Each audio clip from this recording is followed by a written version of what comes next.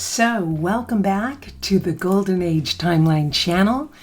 Today we're diving into the world of spiritual awakening and exploring the 3 common mistakes that might be blocking your path to getting on the ascending or Golden Age timeline. So, one of the biggest mistakes that can hinder it is seeking external validation. We often look for approval and acceptance from others, often subconsciously below our awareness, measuring our worth based on their opinions. But actually, your spiritual journey is uniquely yours. It doesn't need, nor should it require validation from anyone else. We all awaken at different times, and there are some people in your life who will never awaken in this lifetime. They are choosing perhaps a descending timeline, or a different timeline altogether, and that's okay. Souls enter different realities like this one for their own reasons. Like you might have gone to an amusement park with friends. One wants to go on the most wild rides. Another doesn't like those and wants to play, say, the ring toss. Another likes the relaxing mini golf experience. Now, of course, most of us forget our reasons for being here. But if you're watching a video like this, chances are you're an old soul having learned many lessons in many lifetimes, and you're done. You've gone on every ride, you've experienced it all, you're ready to return home or to a different kind of reality. Maybe one with more harmony, prosperity, joy, and that's where you're at. No need to convince others that your path is the one they should take. You want to go on an ascending timeline because that's what's appropriate for you. Embrace your authenticity, trust your intuition, and let go of the need for external approval from others about your direction. The most important aspect of awakening from an inverted 3D reality, where so much is designed to make you give up your sovereignty and lose your way, and get confused and lose contact with your inner compass, is to go inside instead and discover your inner truth, not seeking validation or direction from the external world, whether that's from friends, media, social media, authority figures, or anything else. Now, tapping into your inner knowing, as you may know, requires alone time and isolation sometimes so you can unhook from the cords of influence of those people and things around you that pull you into their mind story, their egregore, their subconscious programming. So if you're feeling the need to isolate, be alone at times, withdraw from the world, as long as you're doing it from a place of self-care, self-respect, and internal knowing, it's probably the right thing to do. Yes, sometimes we need to reach out and be connected to others, but again, use your intuition to guide you on when and how that is. Many social interactions actually drain people who are on an ascending path, especially if the others are not on the same wavelength. And it's okay, and you're okay if you want to be with your inner guidance instead, where you can find and be immersed in a kind of unconditional love that you maybe can't find in the external world. Now, another mistake of looking to the external world for solutions is looking for someone to blame. You may already remember that as without, so within. So there's the aspect of projection. And yet so many people, you just have to look out in the world, are talking about who are the good people and who are the bad people and who are the white hats and who are the black hats and good versus evil. And while that's true on one level, very true, it's also a projection of what's going on within an individual and within the collective unconscious of humanity, as the famous 20th century philosopher Carl Jung called it, the collective unconscious. The dualistic battle without happens within each of us as well. When we allow that alchemical process to happen, it creates a third element, and that's the ascension process. In this reality, you can't have day without night or good without bad, as then you wouldn't have any contrast to understand one from the other. If everything was good, if everything was daylight, you couldn't understand it. It would be like a fish swimming in water. It just is, because there's no understanding of life on land. So that's something to remember, that there's this temptation to blame something outside ourselves and then to put ourselves on the side of only good. All that said, at this juncture in history, when there's a huge bifurcation to different timelines, you do need to make a clear choice. But that isn't saying the ascending timeline is just light, love, white hat path. It's the learning from the dark, the hate, the black hat experiences, the mulching, composting, and using it as wisdom so that when we enter the higher realms, we aren't ignorant. We understand where that descending timeline takes us, and we're not interested in going there anymore. So that ties in well to mistake number 2, which is ignoring the negative aspects of life. The shadow self is usually the part of us we try to hide away. Ignoring this aspect, however, can be a major block on your spiritual path.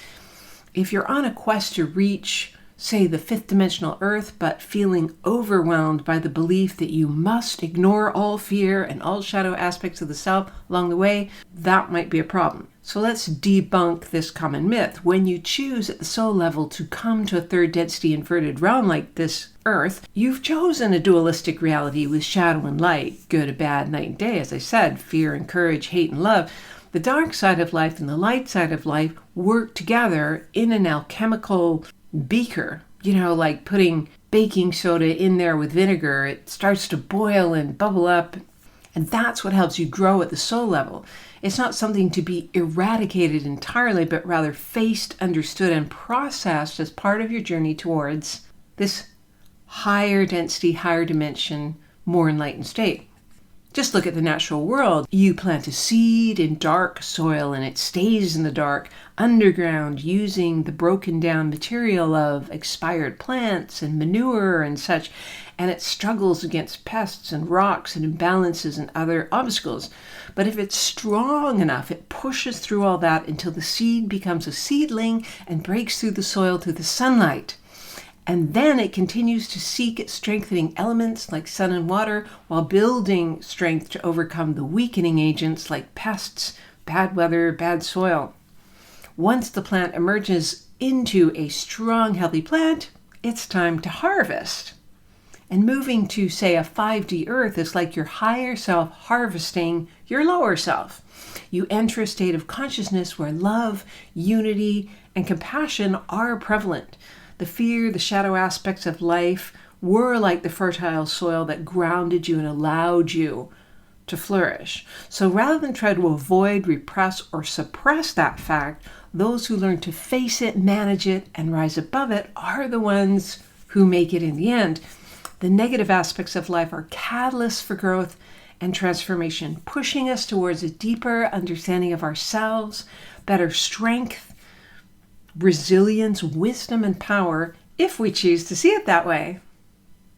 So a regular question to ask yourself is, how is this challenging aspect of life a teacher for me?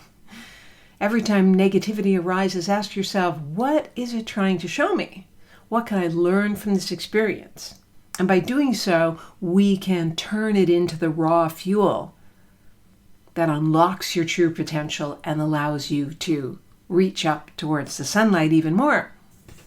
And it's important to remember that it's a normal aspect of our human experience that we chose at the soul level, even though we probably don't remember. By cultivating self-compassion and love to create a safe space within ourselves to explore and transcend the negatives of our lives, that's the true and empowered path.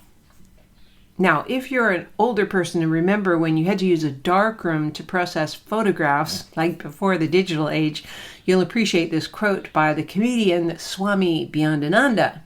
Fear is the little darkroom where negatives are made. So the third mistake that often blocks our spiritual awakening is resistance to unexpected change. For example, you have to move, even though you don't want to, or you need a new way of making a living because you lost your job, or a key relationship in your life goes away. Change like that can be scary, but without it, we tend to stagnate and stop growing and evolving. So consider that maybe a recent change or experience that it maybe has been thrust upon you might be something that life brought to you on purpose to help you grow and evolve, even though the ego part of the self might not like that. So take 5 minutes to be curious. What might it be like to step out of your comfort zone and allow yourself to do something different, be something different because of this new change in your life? If you explore first in your imagination, it makes it easier to explore new paths in your everyday life. For example, I had a client whose son died in a tragic scuba diving accident. He spent 2 years grieving and eventually joined a grief group, reluctantly at first, but after a while he found it really helped. And what helped the most was to start helping others. So he ended up training as a grief counselor and went on to helping other parents who'd lost children, and it was a far more fulfilling career than what he'd been doing before. So you usually need to just be with whatever negative emotions emerge from this change, letting yourself process them in whatever way is best. But on the other side of that, it might be sending you on a new path, a more fulfilling path.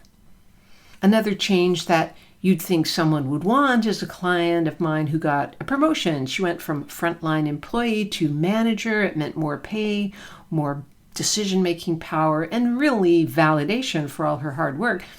But it was still a tricky adjustment. So she took some time to consider that this recent change might be something that life brought to her on purpose to help her grow and evolve. So it took a few minutes daily to get curious. What do I need to do differently? And it opened her to new perspectives, experiences, abilities, and ideas which helped her feel more comfortable in the role. And what was making her uncomfortable was thinking she had to do the job perfectly right from the start, or she would be demoted or fired. But once she let herself off the hook of that, she had the freedom and ease to really grow in that role more rapidly and see this as part of her spiritual awakening. Eventually, she left that role and started her own business, but without that experience of leading others, she wouldn't have had the confidence to take the lead. So embrace the journey of transformation that you are on with whatever stage of it you're on, with an open heart and a curious mind, and you will be amazed at what spiritual breakthroughs come from it.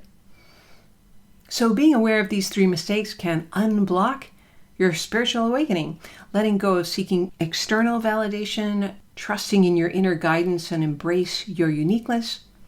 Secondly, embracing the negative side of life. How does it hold the keys to profound self-awareness? And welcoming unexpected change with open arms, with the idea that life wants you to win, and at some level has brought this change as a catalyst for your spiritual awakening. The science fiction author Ursula Le Guin once said, "It's good to have an end to journey toward, but it is the journey that matters in the end." It's the divine dance of dark and light, of discovering your true self, allowing it to alchemically form as the third entity, that which brings you on the golden age or ascending timeline. So thank you for listening. If you enjoyed this video, don't forget to like, share, and subscribe.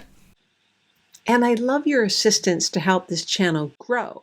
If you'd like to donate to the Golden Age timeline, maybe buy me a coffee, there's also a donations link in the show notes.